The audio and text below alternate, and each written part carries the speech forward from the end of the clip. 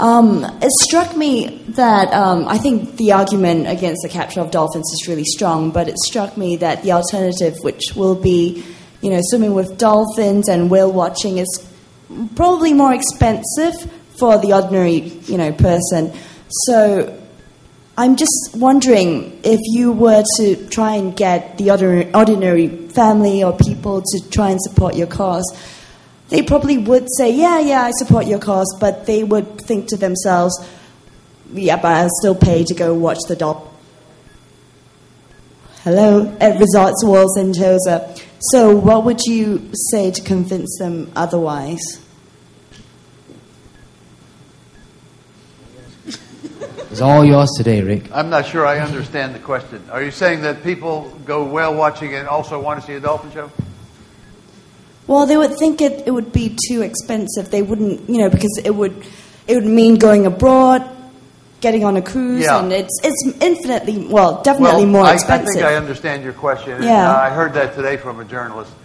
I was in New York not too very long ago, and the New York Aquarium is there, which is a very rundown aquarium at Coney Island.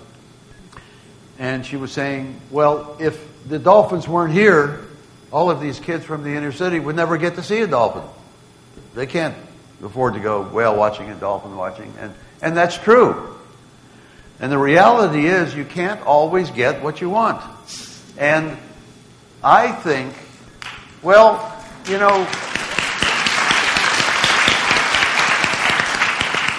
these very same children are never going to see a snow leopard. Does this mean we have to go to the Himalayas and drag a snow leopard into the room for them?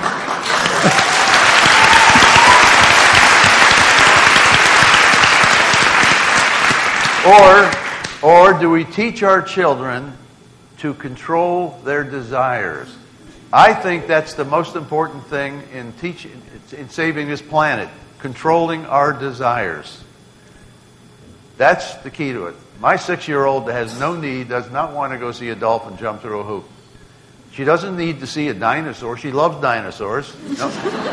You don't have to have a dinosaur in captivity. Look, we have blue whales protected.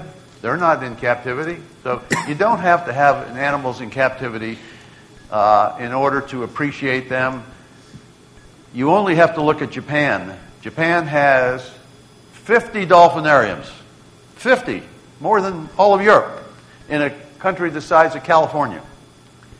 One of the reasons is cute is big in Japan. And they'll tell you that we're displaying these dolphins. They'll tell you the same thing the Resorts World is saying. We have to display them so we can sensitize people. People will see dolphins. You only appreciate what you know. And if we do these dolphin shows, people will protect them.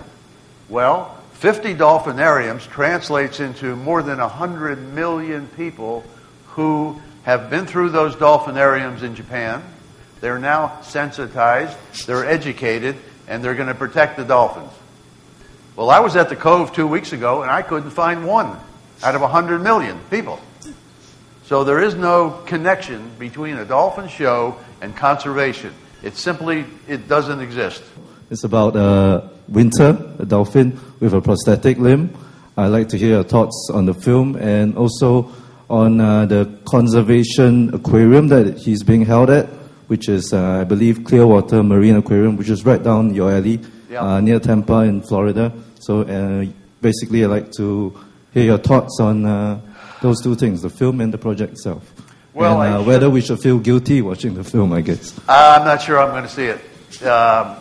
It promotes captivity. I know the people involved. In fact, they asked me to help them promote it, and I said thanks, but no thanks.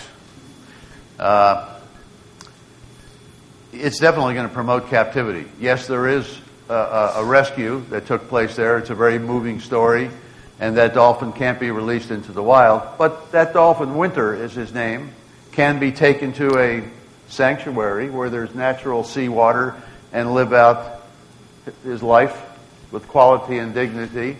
But instead, they built a bigger and better tank because they're expecting thousands of people to come to the dolphinarium. And I just would like to see these dolphinariums phased out, not expanded.